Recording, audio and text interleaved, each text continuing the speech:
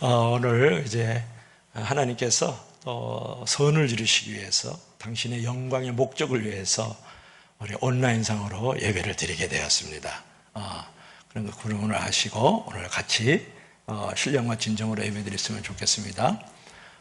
지금부터 우리 가슴법창교회 온라인을 통해서 영상 예배로 하나님께 나아갑니다. 우리 다 같이 주약에 맞춰 묵도하면서 기도하며 나아갑니다.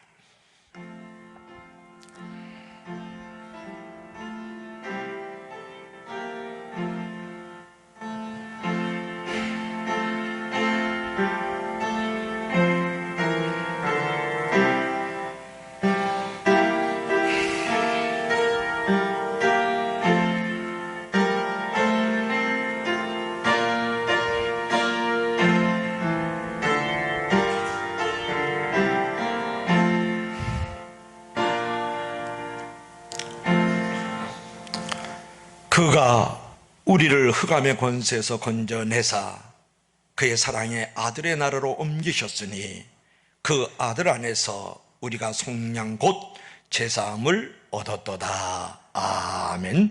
현재의 고난을 이겨 장차 나타날 영광을 누리게 하시는 주 하나님 아버지, 거룩한 복된 예배로 하나님께 찬송과 영광과 존귀를 드리게 하심을 진심으로 감사를 드립니다.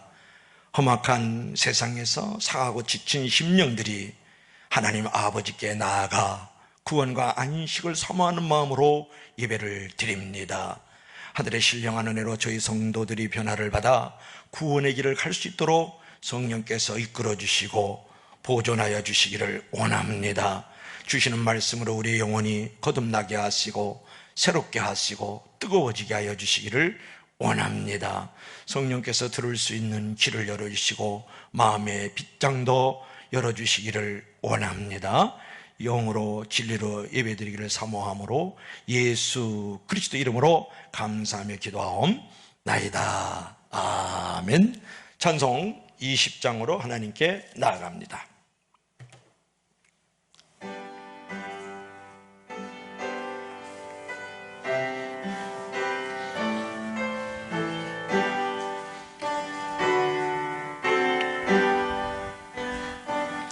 큰 영광 중에 계신 주 다 찬송합니다.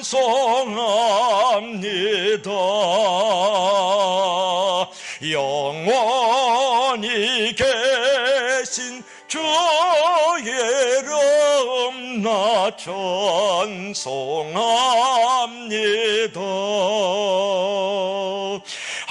한없이 크신 능력을 나 찬송합니다.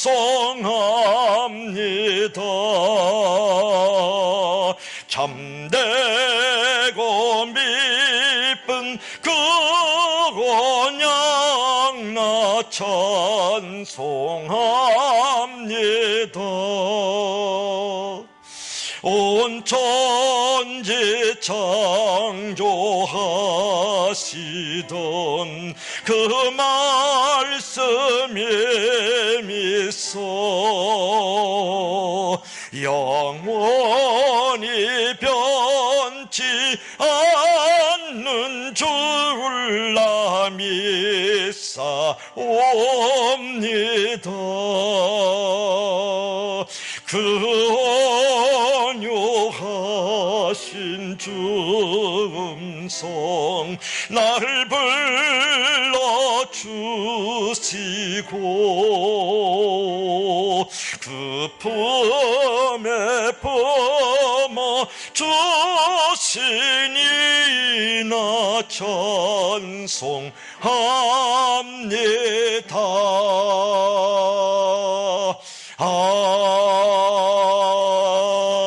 아멘. 우리 다 같이 신앙 고백하며 하나님께 나아가겠습니다. 전능하사 천지를 만드신 하나님 아버지를 내가 믿사오며 그 외아들 우리 주 예수 그리스도를 믿사오니 이는 성령으로 잉태하사 동정녀 마리에게 나시고 본디오 빌라도에게 고난을 받으사 십자가에 못 박혀 죽으시고 장사한 지 사흘 만에 죽은 자 가운데서 다시 살아나시며 하늘에 오르사 전능하신 하나님 우편에 앉아 계시다가 저리로서 산자와 죽은 자를 심판하러 오시리라. 성령을 믿사오며 거룩한 공예와 성도가 서로 교통하는 것과 죄를 사하여 주시는 것과 몸이 다시 사는 것과 영원히 사는 것을 믿사옵나이다. 아멘.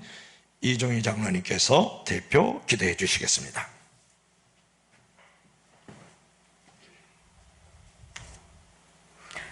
살아계신 하나님 아버지, 오늘 비록 성전에서 예배드리지는 못하지만 간절히 사모하는 마음으로 가정과 각 처소에서 무릎 꿇은 그곳을 성전 삼아 예배하는 성도들을 기억하여 주시고 만나 주시옵소서. 처한 그곳을 성전 삼아 예배드리는 상하고 애통한 마음을 기억하여 주시고 아버지 하나님, 예배하는 곳곳마다 찾아가 주시고 주님의 이름을 부르는 모든 저희 성도들을 만나 주시고 하나님을 찾는 자들의 피난처가 되어 주시고 우리의 산성이 되어 주시옵소서. 하나님 아버지, 끝난 것 같았으나 여전히 끝나지 않은 이 상황 속에서 우리가 다시 온라인으로 예배를 드립니다. 우리가 비록 온라인으로 예배를 드리지만 해이해지지 않도록 붙들어 주시옵고 하나님, 우리의 정말 신앙이 더욱더 주님을 붙잡는 그런 회복이 있는 예배되게 하시고 또 새로워지는 이 귀한 예배 되도록 하나님 도와주시옵소서.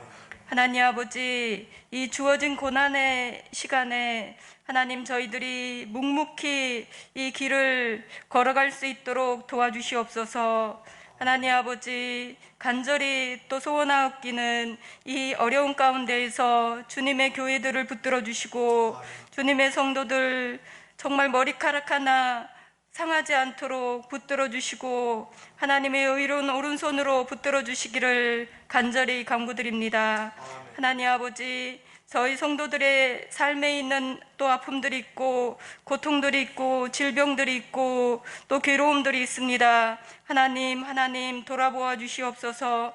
이 고난의 때에 우리를 정말 하나님께서 치유하여 주시고 평안 주시고 이기게 하신 하나님의 크신 은혜를 저희 성도들의 삶 가운데 충만히 부어 주시옵소서.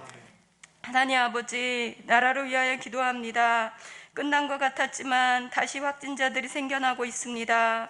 이 땅과 이 민족을 불쌍히 여겨주시고 긍휼히 여겨주셔서 하나님, 속히 정말 코로나19가 종식되고 하나님, 또 정말 아버지 하나님의 은혜 가운데 이 상황들이 정말 속히 종결되게 하여 주시옵소서. 하나님, 또 이 기회를 통하여 하나님, 저희 정말 한국교회를 정결케 하여 주시고 또 성도들을 정결케 하시며 온전케 하시는 시간으로 인도하여 주시옵소서. 하나님, 또 주님의 성도들과 성전을 보호하여 주시기를 간절히 간구드립니다. 하나님, 특별히 우리가 살아가며 예비하는 이 부천 땅, 역국 땅을 치유하여 주시고 또 회복하시는 은혜가 임하게 하여 주시옵소서. 하나님, 우리가 또 말씀으로 나아갑니다. 말씀 전하시는 귀한 장만도 목사님 성령으로 함께 하시고 정말 온전한 살아있는 말씀을 대언하실 수 있도록 성령님 인도하여 주시옵소서. 아버지, 정말 각자 처한 곳에서 받는 이 귀한 말씀을 아버지, 우리가 정말 생명의 말씀으로 받고 이 말씀으로 우리가 정말 힘을 얻어서 또 한 주의 삶도 살아갈 수 있도록 인도하심에 이끌어 주시옵소서. 함께 하시는 이 능력의 말씀이 각자 성도들 삶 가운데 정말 실제가 되어지는 은혜가 부어지는 귀한 말씀의 시간으로 인도하여 주시고 오직 성령님께서 함께하여 주셔서 우리에게 예비하신 귀한 은혜가 충만한 예배 되도록 하나님 인도하여 주시기를 간구드리며 거룩하신 예수님의 이름으로 기도드립니다. 아멘.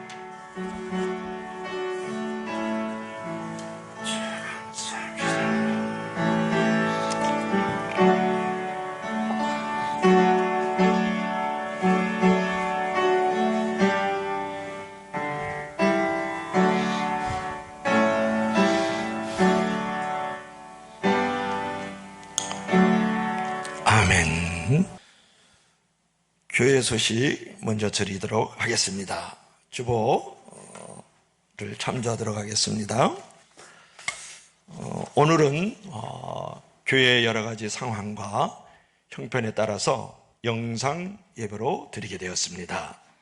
정기 노회가 있습니다. 주황교회에서 5월 26일 화요일 오전 9시부터 밤 9시까지 여러분이 생각나시면 성노회가 될 수 있도록 기도해 주시면 고맙겠죠. 영유아부 아동부 중고등부회는 없습니다. 무료급식을 당분간 쉬죠. 코로나 바이러스로 이제 인한 예방을 위해서입니다. 질병으로 인한 국가적 위기를 위하여 우리 모두 함께 계속 기도해 주시면 고맙겠습니다. 기도와 전도에 열심을 내어주시되 특별히 119 하루에 한 번 9분 정도 기도의 제목을 내어보내고 있으니까 여러분들께서 핸드폰이라든지 또는 홈페이지를 통해서 같이 읽고 기도에 참여하면 고맙겠습니다. 자, 그러면 찬송 488장 찬양하시겠습니다.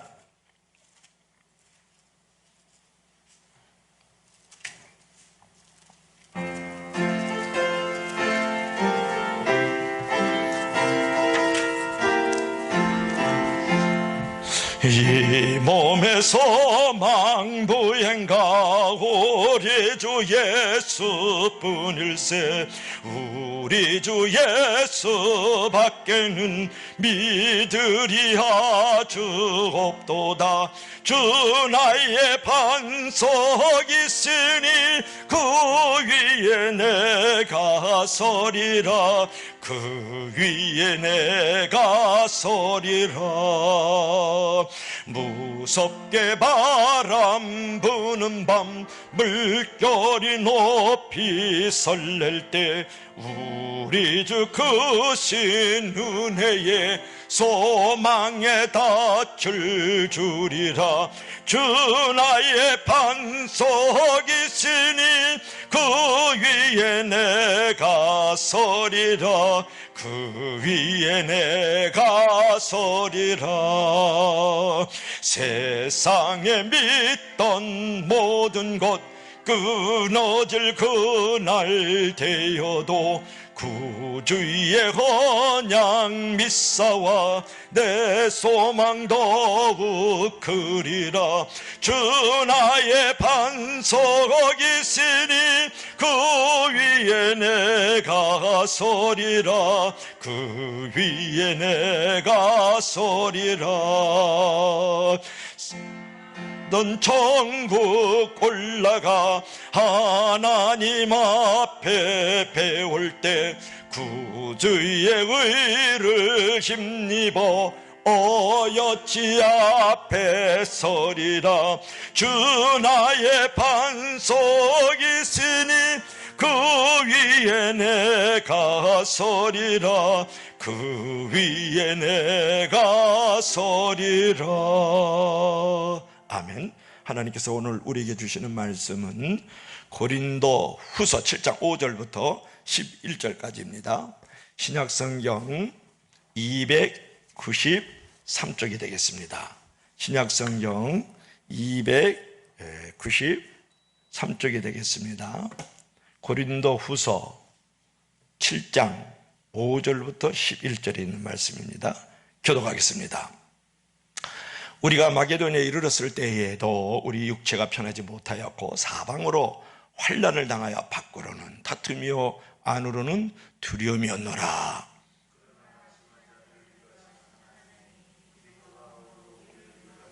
그가 온 것뿐만 아니요 오직 그가 너희에게서 받은 그 위로로 위로하고 너희의 사모함과 애통함과 나를 위하여 열심 있는 것을 우리에게 보고함으로 나를 더욱 기쁘게 하였느니라.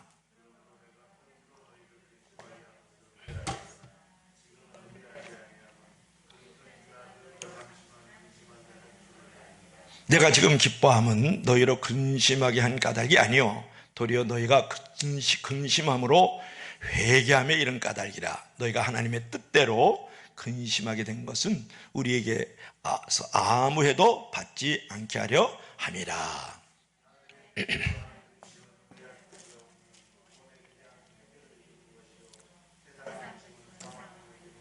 우리 다 같이 보라, 하나님의 뜻대로 하게 된 이 근심이 너희로 얼마나 간절하게 하며 얼마나 변증하게 하며 얼마나 분하게 하며 얼마나 두렵게 하며 얼마나 사모하게 하며 얼마나 열심히 있게 하며 얼마나 이제 벌하게 하였는가. 너희가 그 일에 대하여 일체 너희 자신의 깨끗함을 나타내었느니라. 아멘. 기도하시겠습니다.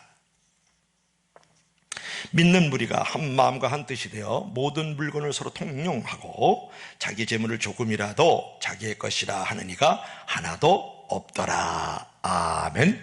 구원받는 성도가 한 마음으로 물건을 서로 통용하게 하시는 주 하나님 아버지, 하나님께서 허락하신 재물을 조금이라도 자기의 것이라고 주장하지 않을 믿음을 주심을 감사합니다. 오늘도 내 영혼과 내 생명, 내 건강, 재능, 내 가정과 가족 모두를 하나님의 소유라는 것을 믿게 하시고 아까워하지 않고 귀한 예물을 여러 가지 모양으로 여러 가지 믿음을 가지고 여러 가지 고백을 가지고 바쳐 싸우리.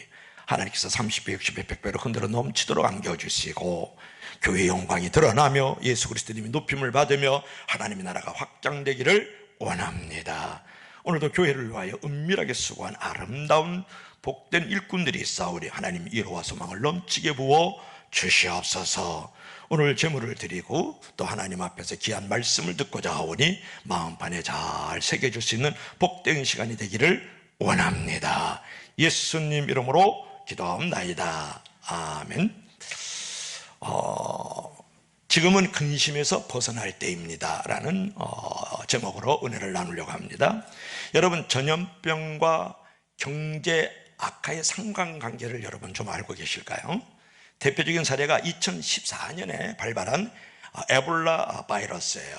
치사율이 50%에 달하는 무서운 질병 에볼라 바이러스는 고도 성장을 이제 시작했던 서아프리카의 경제를 무너뜨리고 실업률과 빈곤층 또한 증가시켰다, 그런 말이에요. 코로나19와 싸우는 지금보다 앞으로의 경제 위기가 더 급박한 상황입니다. 벌써 코로나로 인해 가지고 항공, 여행, 부역업, 또 운송업 등이 직격탄을 지금 맞고 있습니다. 더 주목해야 될 사실은 시작점이었던 중국은 물론이고 유럽, 미국, 일본 등 글로벌 경제에서 주요 위치를 차지한 나라들이, 그리고 한국 경제에 결정적인 영향을 미칠 수 있는 나라들이 전반적으로 침체 국면에 빠져 들어가고 있다는 거예요. 여러분, 자영업이 어려워지다 보니까 아르바이트조차 찾기 어려운 상황이 되었습니다. 청년층의 상황이 심각한 건 맞지만 심각한 상황을 맞이하는 건 비단 청년층만은 아니라는 거예요. 지난해에 비해서 감소한 취업자 수만 19만 5천 명입니다. 60대를 제한 전 연령대에서 감소 추세를 보이는데 2009년 금융위기 이후에 지금 최대치를 맞이하고 있다는 거예요. 어떻게 생각하세요? 지금까지 15만 6천 명의 실업급여를 신청한 상황이고 호텔, 항공, 대기업 등 직종과 나이에 상관없이 실업 위기를 지금 겪고 있습니다. 실제 무급휴직 등을 통하여 일을 하지 않고 있는 직장인은 160만 7천 명이라는 것을 아십니까? 작년 대비 4배나 증가한 상태입니다. 그렇다면 이런 대규모 일자리 위기는 코로나19가 사라지면 해소될까요? 라는 부분인데 장밋빛 미래를 보장할 수 없다고 모든 전문가들은 단언을 하고 있습니다. 길고 험난한 과정이 지속될 가능성이 높다는 거예요. 짧아도 12개월, 18개월은 지나야 된다, 그런 말이에요. 현재 코로나19 누적 확진자 수가 전 세계적으로 500몇 명이고 이미 전 세계적으로 사망자 수가 32만 명이 되었습니다. 치명적인 전염병 확산이 사람의 형태를 바꾸고 무역과 소비를 위축시키고 경제 활동의 구조를 바꿔버렸다. 비일상이 일상이 되는 시대를 우리가 맞이하고 받아들여야 된다, 그런 말이에요. 그래서 우리는 내일은 불안하고 내일은 불투명하죠. 그래서 우리가 내일을 근심하고 내일을 불안하게 바라보고 있습니다. 그렇다면 우리는 어떠한 자세를 가지고 이 교회 생활을 해야 될까요? 어떻게 우리는 이 사회 속에서, 가정 안에서 이런 어떤 근심과 불안의 삶 속에서 우리가 생활을 할 수 있을까요? 하는 것을 오늘 구체적으로 나눔을 갖고 싶은 거죠. 옛날에 여러분, 고민하는 인간이 아름답다는 말이 있어요. 때로 우리가 고민도 필요하거든요. 문제는 어떻게 창조적으로 고민하느냐가 중요한 것이죠. 근심도 마찬가지입니다. 근심이 무조건 잘못은 아니에요. 어떤 근심을 하느냐가 중요하죠. 문제는 많은 사람들이 너무 쓸데없는 근심을 한다는 것이에요. 쓸데없는 근심에는 다음과 같은 것이 있는데, 첫째로는 지난 일을 붙잡고 근심하는 것, 지난 일을 붙잡고 근심하는 것. 근심하는 건 괜찮은데 근심하면 안 되겠죠. 지난 일은 이미 끝난 일이에요. 이제는 울어도 안 되고 불어도 안 되고 그 일을 되돌릴 수 없습니다. 그러므로 이미 지난 일을 계속 붙들고 근심하는 것은 인생의 낭비요 삶의 어리석은 우다, 그런 말이에요. 둘째로, 우리가 쓸데없는 근심은 일어나지 않은 일을 근심하는 거예요. 그것을 기우라 그러지 않습니까? 하늘이 무너질까 봐 걱정하는 것과 같은, 거의 일어나지 않은 일을 걱정하는 사람이 의외로 많다라는 거예요. 그런데 사람들이 가진 걱정의 태반이 기우라는 거 아십니까? 자, 사도 바울은 그럼 오늘 본문에서 어떤 근심을 가졌을까요?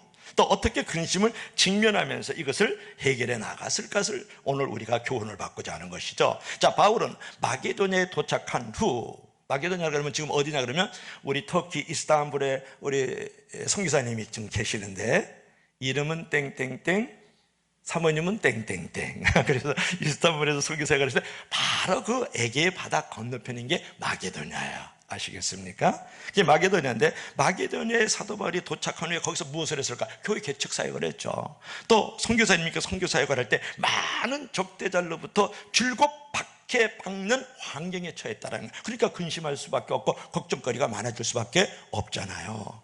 왜 그랬을까요? 그랬을 때 우리가 생각해 보면 동족의 유대인들이 박해를 했어요. 같은 동족인데. 그뿐만이 아니고 지금 마게도냐에, 그러니까 사도 바울이니까 이방인들이 주변에 있지 않습니까? 그들이 비난과 박해를 또 하는 거예요. 그러니까 걱정이 있고 근심이 있지 않았겠습니까? 그리고 마음도 편치 않았어요. 오늘 5절 한번 읽어볼까요? 5절 우리 다 같이 시작. 우리가 마게도냐에 이르렀을 때에도 우리 육체가 편하지 못하였고 사방으로 환난을 당하여 밖으로는 다툼이요 안으로는 두려움이었노라. 그러니까 사도 바울이 지금 마음도 대단히 지금 불편한 거예요. 밖으로는 다툼이고 안으로는 두려움이 가득했다, 그런 부분이에요. 왜 그랬을까가 이제 중요한데, 분쟁이 있었어요. 거기에 휘말리는 교회가 어디냐면 고린도 교회예요. 마게도냐가 바로 위에 있다면 맨 밑에 이렇게 뾰족한 구두처럼 만들어진 데가 고린도라는 도시가 있거든요. 항구 도시인데, 거기에서 지금 많은 교회의 오해로 말미암아서 갈등이 일어나고 분쟁이 일어나고 다툼이 일어났어요. 그래서 누구를 파송했냐면 디도를 파송했어요. 제자 디도를요. 디도가 애정된 시점에 오지를 않는 거예요. 거기를 파송해서 분쟁을 해결하고 여러 가지 갈등들을 풀어가라고 보냈는데 돌아오지가 않아요. 근데 그때 고린도에게 어떤 분쟁과 갈등이 있었냐 그러면, 첫째로는 파당이 있었어요. 아볼로파, 게바파, 또 그리스도의 파, 바울파, 지금으로 보면 장로파, 목사파, 집사파, 잡사파, 쪽파, 양파가 다 있었단 말이에요. 그래서 그거를 해결하려고 디도를 또 보냈고, 그 고린도 교회는 어떤 부분이 있어요? 근친상간이 있었어요. 그리고 로마 사람들처럼 엄청난 이혼이 횡행했단 말이에요. 한마디로 성적 타락이 있었단 말이에요. 우리는 예수 그리스도의 핏값으로 산 성전인데 말이죠. 이 고린도 교회가 그런 성적인 타락들이 아주 많이 일어나고 있었단 말이에요. 그리고 또 하나가 있었는데, 우상의 재물을 먹고 있었어요. 그래서 이 재물이 먹어도 되느냐 안 되느냐, 은혜가 되느냐 시험이 되느냐, 이런 부분으로 교회 안에 막 질서가 덕이 이렇게 없는 그런 혼란의 시대를 겪고 있었단 말이에요. 더군다나 치우친 은사주의자들이 있었어요. 지금으로 하면 아주 지상방언주의 같은 거 말이죠. 너무 이렇게 체험주의 같은 사람들이 있어가지고 교회 안에 영적 쏠림 현상이 일어나고 있었단 말이에요. 그러니까 파당이 있었죠. 성적인 부분에 타락이 있었죠. 우상의 재물을 이제 먹고 있었죠. 더불어 치우친 은사주의자들이 있었기 때문에 여러 가지 그 교회 안에 갈등과 여러 가지 다툼이 있었잖아요. 그래서 누구를 보냈냐 그러면 디도를 파견했는데, 디도가 애정된 시점에 오지 않는 거예요. 고린도 교회는 맨 끝에 있고 지금 마게도냐는 저 위에 있는데, 이 디도를 파송해서 그 문제를 해결하려 했더니 아직도 그 제자가 오질 않고 있었기 때문에 사도 바울 목사는, 선교사는 뭐가 있었어요? 불안과 두려움이 있는 거죠. 그러나 마침내 누가 왔어요? 제자 디도가 돌아왔어요. 그러니까 디도가 온 것은 바울과 동료들이 큰 힘과 위로가 되었다고 하는 말씀이 바로 6절의 말씀이거든요. 6절 보세요. 그러나 낙심한 자들을 위로하시는 하나님이 디도가 옴으로 우리가 위로를 받았느니라.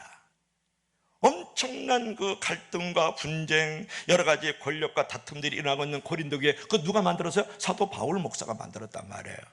그런데 그 부분이 해결이 안 돼서 제자 디도를 보냈는데 올라오지 않고 있다가 드디어 올라와서 큰 힘과 위로가 되었다고 말씀하고 있어요. 즉 바울의 준엄한 책망이 담긴 편지를 디도에게 주었단 말이에요. 그렇게 파당하지 말아라, 그렇게 타락하지 말아라, 우상의 제물을 먹든 안 먹든 교회의 권위와 질서들을 가지고 은혜를 나누어라.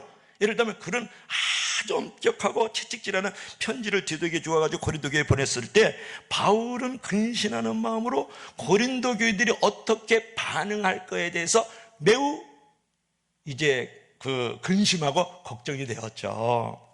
그런데 그들이 디도를 환대를 하고 환영을 하고요, 심지어는 바울의 책망을 듣고 회개하고 또 돌아왔다는 소식을 들은 거예요. 얼마나 바울 목사가, 바울 선교사가 위로가 되었겠어요. 오늘 그것이 7절 말씀인데 한번 보세요.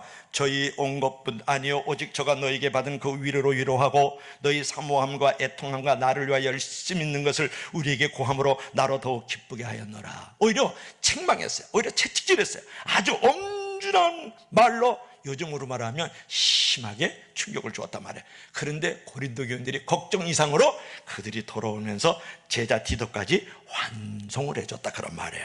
결국 고린도 교인들이 회개하면서 사도 바울에 대한 냉랭한 분위기가 바뀌어가지고 오히려 사도 바울을 사모하게 되었다. 그죠?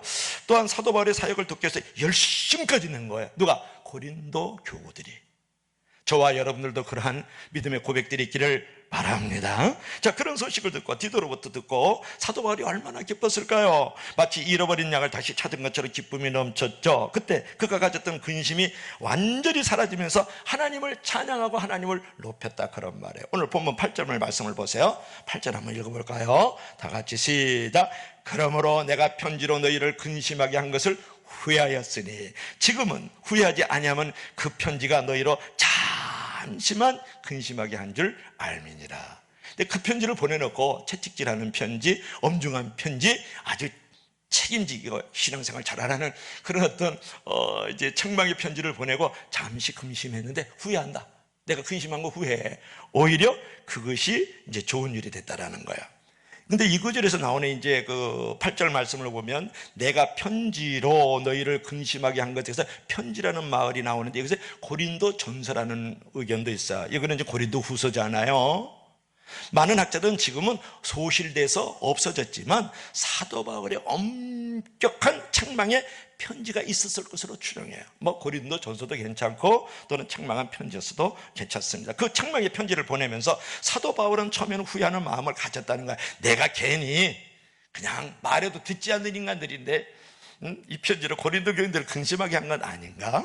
이런 생각을 가졌고 내가 너무 강한 어조로 그저 따뜻하게 보살피는 마음으로 그들의 마음을 만지고 그저 조금 더 편안한 마음으로 그들 등을 두들겨 줄 걸 괜히 그런 편지 쓴 것 아니야?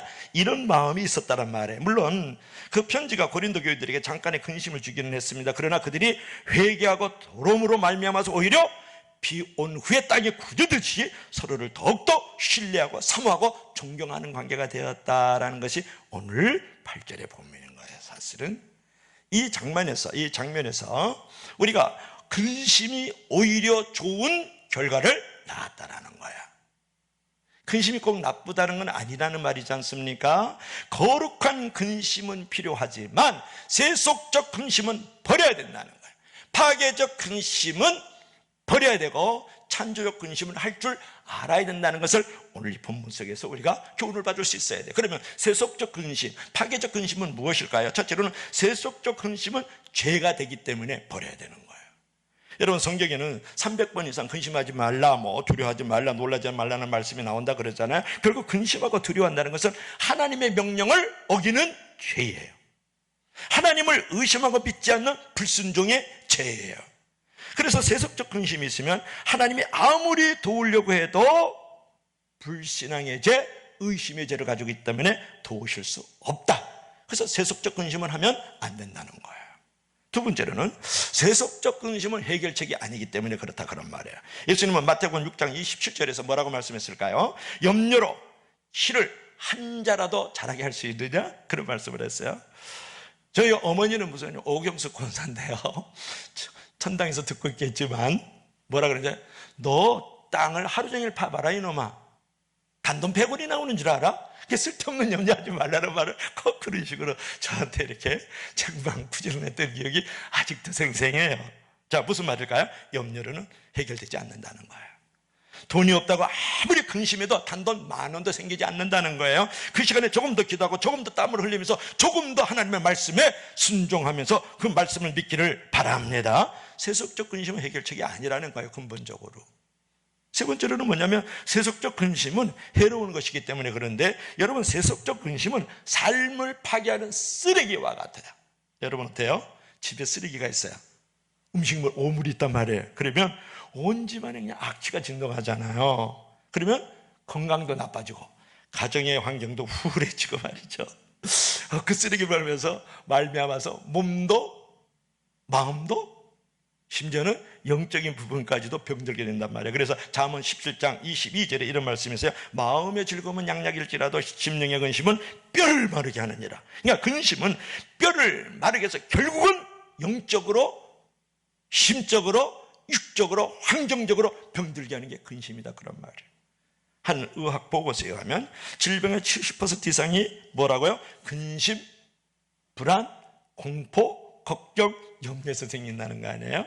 혹시 저와 여러분 가운데 질병을 갖고 있으면 그 불신앙적인 근심과 불안과 공포를 떨어뜨리기를 바랍니다. 여러분, 세속적 근심만이 있는 것이 아니라 오늘 성경은 무엇을 말하고 있느냐가 중요한데 거룩한 근심이 있다는 거예요. 하나님의 뜻대로 하는 근심이 있다고 오늘 말씀하고 있어요. 오늘 본문에서 가장 많이 등장하는 단어가 무엇일까요? 한번 성경 본문을 봐야죠. 목사님의 얼굴을 보면 근심투성입니다. 성경을 보면 몇 가지 이제 근심이라는 단어가 나오는데 근심이라는 단어가 몇 번 나올까요? 몇 번? 8번 나와요. 어떤 분은 완전수 7번이요. 또 그렇게 하려고 하는 분이 있었는데 절대 그렇지 않죠. 8번 나오는데 근데 근심이라는 단어가 그렇게 나쁜 어감으로 들리지 않는 게 오늘 본문이거든요. 자, 그렇처럼 근심이 무조건 나쁜 것만은 아니다. 중요한 것은 어떤 근심을 하느냐 하는 것이 더 중요하죠. 근심에는 쓸데없는 근심도 있지만 필요한 근심도 있어요. 그렇지만 어떤 근심이든지 근심하는 기간은 짧아야 된다는 거예요. 짧아야 된다. 자, 보세요. 8절 한번 보세요. 8절 한번 읽어봐요. 다 같이 시작. 그러므로 내가 편지로 너희를 근심하게 한 것을 후회하였다. 지금은 후회하지 아니하면 그 편지가 너희로 잠시만 근심하게 한 줄 아니라. 뭐라 그랬어요? 잠깐 근심이라는 거예요. 잠시만 근심하게 한 줄 압니다. 이 구절에서 잠시만 근심하겠다는 말에 여러분 주목할 줄 알아야 되거든요. 무엇을 근심하느냐는 문제도 중요하지만 얼마 동안 어떻게 그 근심하는 시간을 잘 갖고 있는 건 더 중요하다는 거예요. 근심하는 기간을 정해놓지 않으면 여러분 근심을 통해서 일생의 파괴적인 근심만 만들어지는 거예요. 그러니까 창조적 근심이 안 되고 건설적 근심이 안 된다는 거예요. 지금 최근에 빌 게이츠가 하는 말이 있었는데 그것은 뭐냐면 코로나19 백신이요 1년도 걸리지 않을 것이다. 올해 안에 빨리 개발될 것이라는 말도 하지만 피터 호테즈 베일리라는 사람은 의과대학 학장인데 18개월 이상은 예측하고 있다. 18개월 이상은 반드시 걸린다. 또 대부분의 전문가 다수의 의견은 뭐라 그러는지 아십니까? 코로나19 백신은 10년 이상 걸릴 것이다. 어떤 분은 좀 네거티브하지만 지금 여러분 에이즈에 대해서 아직 백신이 나오질 않았어요. 그래서 에이즈처럼 백신이 영원히 나오지도 않을 수도 있다 라고 지금 얘기를 하는 부분도 있거든요. 만약에 사회적 거리두기를 하지 않는다 그러면 한 달 후에 하루 확진자만 600명이 넘을 것이고 누적 확진자 수는 한 달 만에 15,000명이 나올 것이라는 그런 예측을 하고 있다고. 왜 이제 그 얘기를 했느냐 그러면 우리가 이게 코로나19를 계속해서 이제 비대면의 시대야 이러면서 이제 온라인으로 만나야 돼 막 이러면서 그냥 이제는 그러니까 막 기도도 지금 안 되고 막 교제도 안 되고 그냥 교회 가서 목사님 얼굴이나 보고 막 이렇게 온다라고 걱정과 근심하는 건 좋지만 그 거룩한 근심이 들어올 수 있지만 그 기간이 짧아야 된다는 거예요. 오늘도 잠깐 근심이란 말을 하잖아요. 그러니까 그런 근심이 들어오면 그런 부분에 대해서 그러면 이제부터는 주일학교 온라인 예배를 통해서 어떻게 교육을 시스템을 가질까 어떤 프로그램을 가지고 이것을 나갈 것인가 그 근심이 변해서 이제는 하나님을 찬양하는 쪽으로 거룩한 근심으로 이게 확장되고 구체화된다는 거예요. 그러면 소그룹이 지금 운영이 안 되면 우리는 어떻게 단톡방을 운영하라고, 어떻게 하면 우리가 이제 줌 같은 것들을 이용해 가지고 화상으로 우리가 채팅을 하면서 서로 소그룹 안에서 이제 언택트 시대잖아요. 이제는 콘택트 가지고 언택트 시대 속에서 비대면으로 서로 교통을 할 수 있을까? 지금은 페루에서도, 지금은 아프리카에서도 얼마든지 화상통화가 가능하지 않습니까? 조국에서는 더 쉬운 거죠. 그리고 어떻게 하면 온라인 강의를 통해서 우리가 이제 이런 어떤 시스템을 통해 가지고 이 지역사회에 교회 오지는 않지만 교회를 우리가 선택할 수 있도록 우리가 정말 경쟁력 있게 우리가 홈페이지라든지 기타 우리 교회의 선교 전도의 전략들을 우리가 가질 수 있겠는가 하는 부분으로 이 근심이 변해서 창조적으로 만들어져야 된다는 거예요.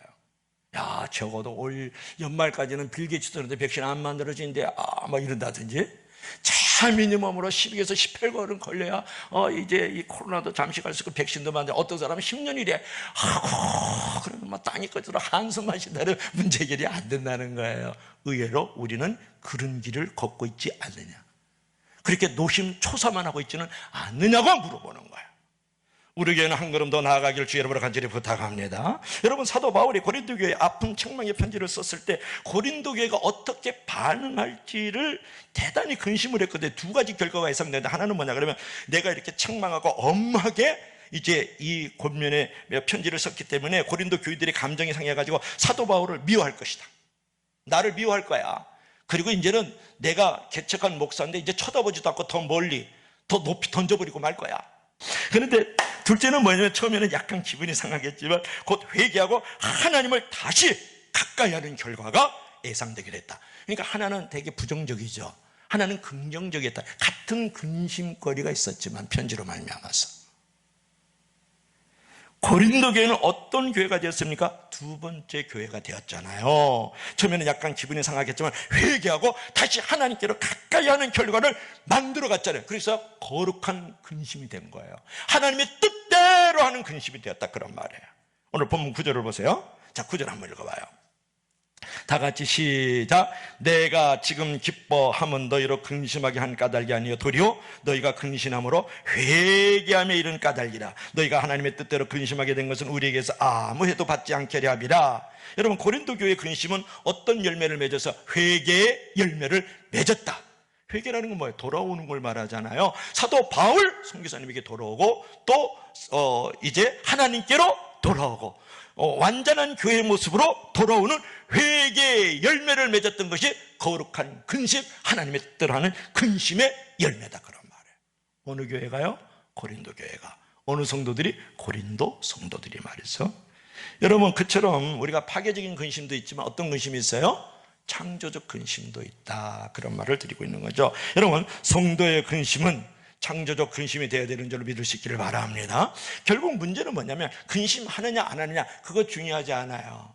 우리가 5만 가지, 하루에 5만 가지 근심을 한다 그러는데, 여러분 5만 가지 근심 안 하고 사는 사람은 어디 있어요? 근심하느냐 안 하느냐, 여기에 대해서 여러분 신앙이 있다 없다라고 분별하면 안 돼요. 근심하느냐 안 하느냐가 문제가 아니라 무엇을 근심하느냐, 어떻게 근심을 직면하고 있느냐가 중요한 거죠. 그래서 오늘 본문에서 사도 바울은 근심을 세상적 근심과 또 하나는 어떤 근심으로 나눴어요? 하나님의 뜻대로 하는 근심, 거룩한 근심. 더 줄일까요? 성근심. 여러분, 세상 근심은 뭐냐 그러면 상실에 대한 근심이에요. 보세요. 주식 떨어지는 거 근심하고, 집값 떨어지는 거 근심하고, 자식 그냥 공부 성적 떨어지는 거 근심하고, 사업 실패에 대한 근심이 있고, 사랑 잊어버릴까 근심하고, 남편이 그저 돈 안 벌어올까 근심하고, 다 그렇게 상실의 근심이에요, 그게. 또 실망에 대한 근심이 있는데, 그것은 뭐냐, 모든 실망은 되게 보면 욕심의 뿌리를 두고 있기 때문에 실망하게 되는 거고, 또 하나 근심이 있어요. 아주 중요한 부분에 죄책에 대한 근심이 있다는 거 아세요? 이것이 가장 심각한 문제인데, 예를 들면 죄책감으로 근심하는 사람들, 죄책감으로 내가 분명히 잘못했다, 하나님께 부끄럽게 행동했다 라는 죄책은 있는데 진정한 회개가 없다는 데 문제가 있죠. 조금 더 한번 들어가 볼까요? 후회하는 마음은 있는데 그것을 멀리 하고 끊는 결단이 없는 게 죄책감의 근심이라는 거예요. 그런 두려움은 더 크고 무서운 죄를 짓게 만드는데, 어느 쪽을 두려워합니까? 죄 자체입니까? 아니면 죄가 드러나는 것을 두려워합니까? 이게 중요한데 다시 한번 할까요? 어느 쪽을 두려워합니까? 죄 자체입니까? 죄가 드러나는 것을 두려워할까요? 죄 자체를 두려워한다는 것은 하나님의 뜻대로 하는 근심이지만 죄가 드러날까 봐 두려워하는 것은 세상적 근심, 인간적 근심이라는 거예요. 여러분 좋은 신앙의 팁을 하나 가져야 돼요. 여러분 세상 근심은 뭐래서 상실에 대한 근심, 실망에 대한 근심, 또 하나는 죄책에 대한 근심인데 중요한 것은 오늘 본문에 나오는 바울은 어떤 근심을 어떻게 대처했을까요? 직면했을까요? 바울은 하나님 앞에서 부끄러운 죄가 되지 않으려고 근심했고 환경 자체에 대해서는 근심하지 않았어요. 바울은 하나님의 뜻대로 하는 근심을 하였습니다. 하나님의 뜻대로 하는 근심은 무엇일까요? 하나님의 뜻대로 하는 근심은 고린도후서 7장 10절이죠. 우리 한번 큰 목소리로 한번 읽어볼까요? 시작. 하나님의 뜻대로 하는 근심은 후회할 것이 없는 구원에 이르는 회개를 이루는 것이요 세상의 근심은 사망을 이루는 것이니라. 여러분 하나님의 뜻대로 하는 근심에서 정확한 정의를 내리고 있죠. 세상적 근심도 정확하게 정의를 내리고 있는데 하나님의 뜻대로 하는 근심은 후회할 것이 없는 구원에 이르는 회개를 이루는 것이다. 생명을 준다는 거예요. 그렇죠. 세상 근심은 회개가 없기 때문에 사망을 이루는 것이라고 정의를 내리고 있거든요. 자, 그러면 하나님의 뜻대로 즉 거룩한 근심을 했을 때 어떤 결과를 가져왔을까요? 고린도 교회와 고린도 교회 성도들이 자 11절 한번 보세요. 눈을 읽어주세요. 자, 얼마라는 단어가 얼마나 나올까요? 다시 한번 우리 정희 장로님 얼마라는 단어가 얼마나 나올까요? 얼마나 간절하며 얼마나 변명하며 얼마나 분하며 얼마나 두렵게 하며 얼마나 사모하며 얼마나 열심히 쓰며 얼마나 벌하게 했는가 7번 나와요.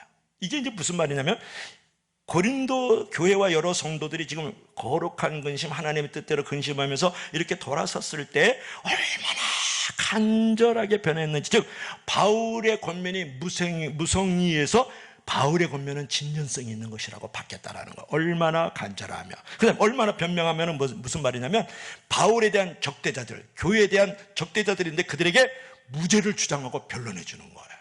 그 다음에 얼마나 분하게 하면, 이 분이라는 것은 그냥 육체의 분을 말하는 것이 아니고 더럽게 만드는 거짓 선지자들과 적재자들에게 거룩한 의로운 분노를 갖고 있다는 거예요.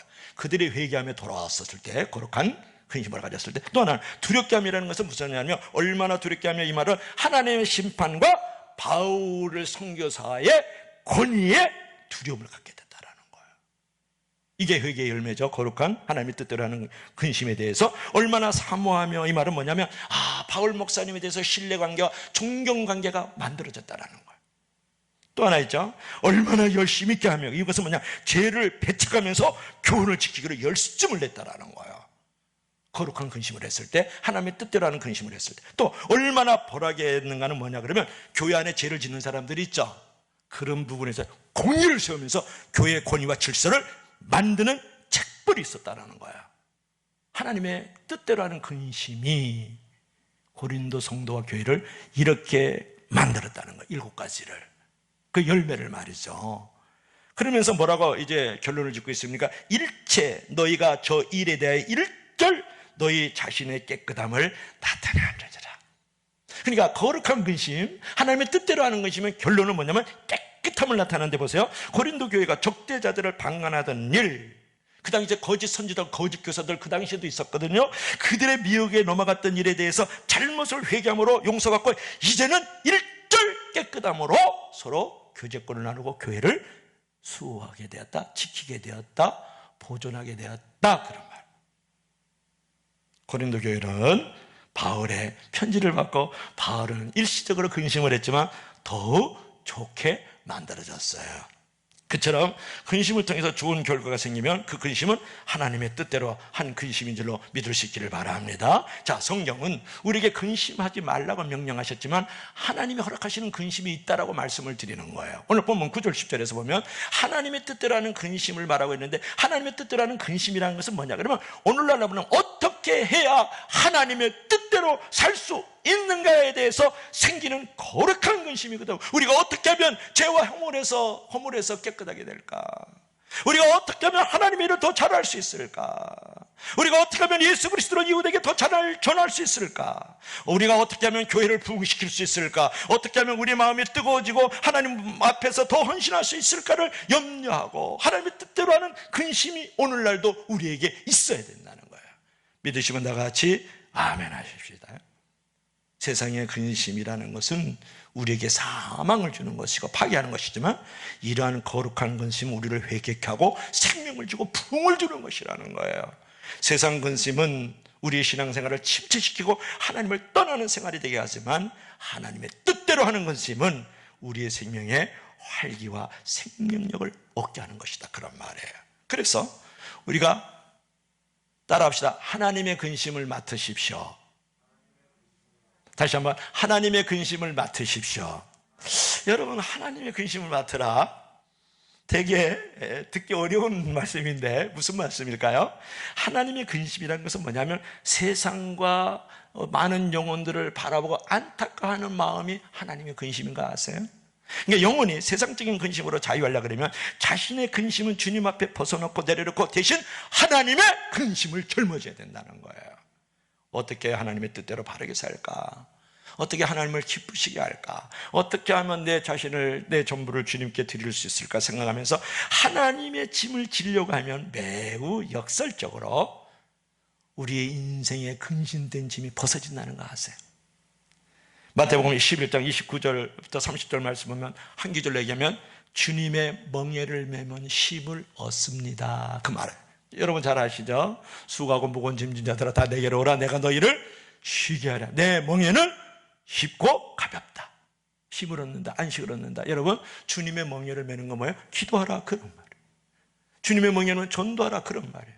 주님의 멍에는 뭐예요? 순종하라, 그런 말이에요. 주님의 멍에는 뭐예요? 말씀 안에 거하라, 그런 말이에요. 주님의 멍에는 십자가를 지고 나를 따르라, 그런 말이에요. 그런 멍에를 지게 되면 우리의 모든 걱정과 근심의 멍에가 사라지고, 근심과 불안도 사라지고, 마음의 평안과 기쁨이 넘쳐나는 줄을 믿을 수 있기를 바랍니다. 그래서 우리가 역설적 삶을 살아야 돼요. 근심이 있을수록 하나님의 뜻은 무엇일까? 하나님의 영광을 위해서 무엇을 앓고, 거룩한 근심, 하나님의 뜻을 위하여 더 고민하고 갈등할 때 나의 근심, 세상의 근심은 안개에 바람 불려 없어지지 사라지고 우리의 인생의 멍에도 가벼워지는 줄을 믿을 수 있기를 바랍니다. 그래서 마태복음 6장 33절 다 아시죠? 너희는 먼저 그의 나라와 그 일을 구현하라 그랬지 않습니까? 그것은 뭐예요? 하나님의 근심을 맡아라. 그러면 하나님이 여러분의 짐을 덜게 해주신다는 거예요. 그런 역설적 삶을 살기 주의 이름으로 간절히 축원합니다. 그래서 우리가 하나님의 근심을 오히려 짊어질 때에 우리의 삶의 모든 문제들이 해결되어지고, 하나님의 짐을 맡음과 동시에 하나님의 짐을 맡음과 동시에 기적의 주인공, 축복의 주인공, 생명의 주인공, 부흥의 주인공으로 쓰임받는 줄로 믿을 수 있기를 바랍니다. 오늘 말씀을 결론을 맺고 싶습니다. 여러분, 살면서 근심 얻기를 바라지 마세요. 여러분의 신발에 먼지 묻기를 바라지 않는 것과 마찬가지예요. 근심 얻기를 바라지 말고 차라리 열심히 근심하셔야 돼요. 때로는 근심도 필요하다는 거예요. 그러나 잠깐만 근심하시고, 오늘 사도 바울이 우리를 통해서 교훈하는 것처럼 하나님의 뜻을 어떻게 이룰 것인지를 생각하고 행동에 나서야 된다네요. 그리고 마침내 그것이 나에게 유익이 되고 축복이 되고 교회는 구원이 되고 생명이 되고 부흥의 역사가 거기서 일어난다. 그래서 우리가 근심을 창조적으로 이제 우리가 승화시켜 나갈 때 그 근심은 결코 우리에게 해가 되지 않고 우리에게 결코 해가 될 것이다. The sun, 영원히 우리의 갈 길을 비춰주시고 마음도 비춰주시고 우리의 가정과 교회와 우리의 삶의 자리를 비춰주시면서 그 햇빛으로 말미암아서 우리가 열매 맺는 삶이 될 줄로 믿습니다. 할렐루야. 기도하십시다. 주 하나님 아버지, 인생의 험한 행인과 나그네 같은 우리의 삶 속에서 우리가 걱정 근심 없이 살 수 없음을 고백하고, 특별히 오늘날 우리의 주변을 돌아보면 전염병과 경제적인 상황으로 말미암아서 내일에 대한 근심과 걱정거리가 너무나도 많이 있습니다. 그러나 오늘 사도 바울이 우리를 통해서 교훈을 하여 주셨습니다.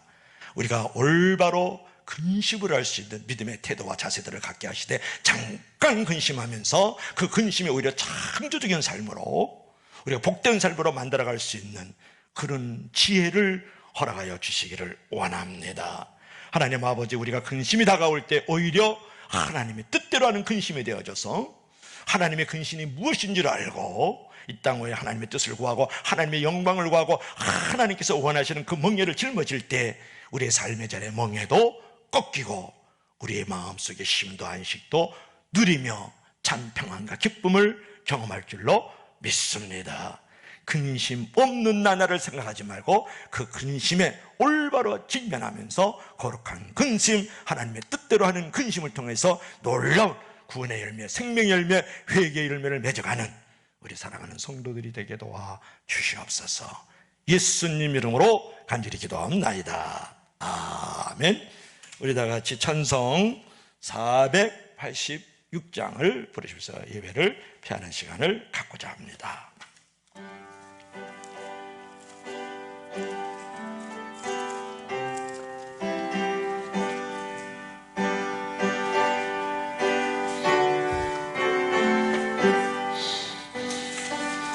이 세상에 근심된 일이 많고 참 평안을 몰랐구나면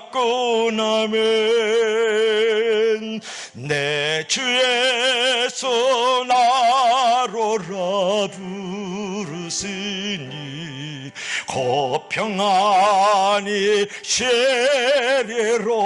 할렐루야. 주 예수의 구원의 은혜로다. 참 기쁘고 즐겁구나면 그 은혜를 영원히 누리겠네.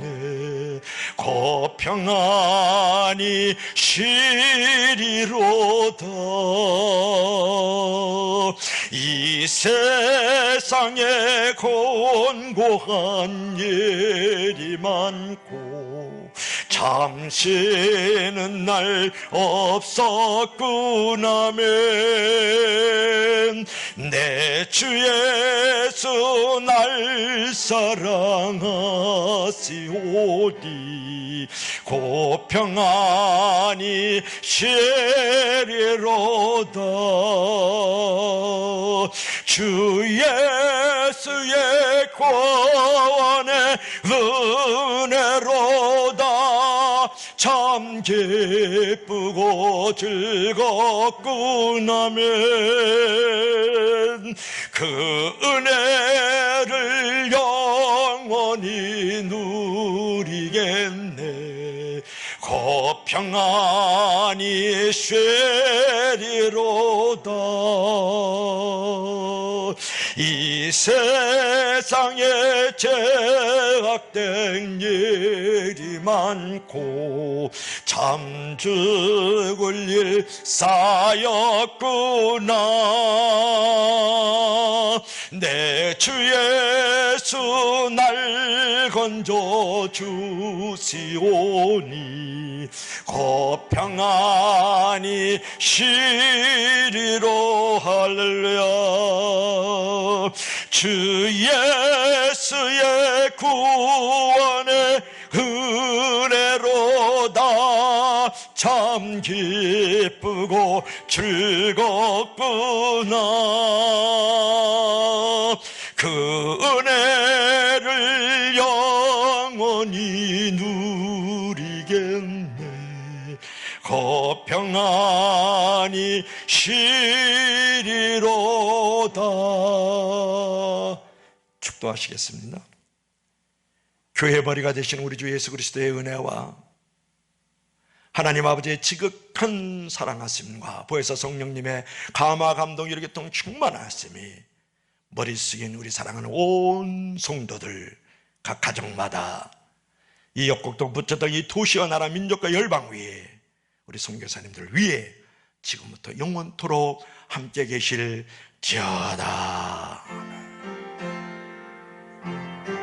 주 안에서 평안하고 든든하게 잘 살기를 계속 새벽마다 기도하겠습니다. 다음 주에 뵙겠습니다. 샬롬.